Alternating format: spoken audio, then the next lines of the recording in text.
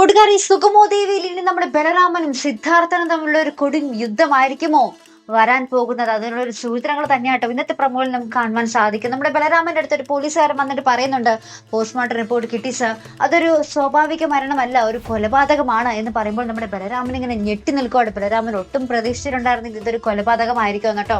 അപ്പൊ അങ്ങനെ പിന്നീട് നമ്മുടെ ബലരാമന് ഒരു കോൾ വരുന്നതും കാണിക്കുന്നുണ്ട്. ബലരാമനല്ല, സിദ്ധാർത്ഥന് ഒരു കോൾ വരുന്നതും കാണിക്കുന്നുണ്ട് നമ്മുടെ ബലരാമന്റെ. എന്നിട്ട് പറയുന്നുണ്ട് സിദ്ധാർത്ഥനോടും പ്രഭാവതിയോടും വേഗം അവിടേക്ക് ചെല്ലാൻ. അപ്പൊ നമ്മുടെ ഇവർക്കാണെങ്കിൽ കാര്യങ്ങളൊന്നും അറിയില്ല. ഇപ്പൊ ഇവിടെ ആകെ ടെൻഷനാട്ടോ.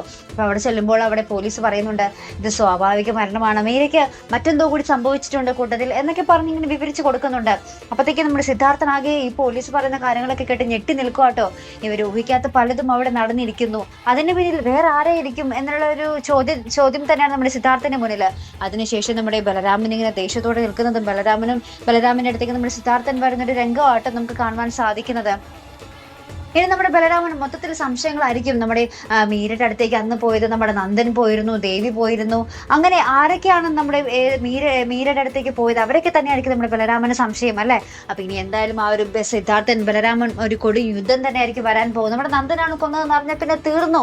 നമ്മുടെ നന്ദനെ ആ ഒരു സ്പോട്ടിൽ തന്നെ ഇല്ലാതാക്കാൻ നമ്മുടെ ബലരാമൻ മടിക്കില്ല അല്ലെ. അപ്പൊ എന്തായാലും കാത്തിരുന്ന് കാണാട്ടോ. അപ്പൊ ഇതുപോലുള്ള പ്രൊമോ റിവ്യൂസിനും എപ്പിസോഡ് റിവ്യൂസിനും ഒക്കെ നിങ്ങൾ മറക്കാതെ ചാനൽ സബ്സ്ക്രൈബ് ചെയ്യുക. അടുത്തൊരു വീഡിയോ വരുന്നത് വരയ്ക്കും ഗുഡ് ബൈ.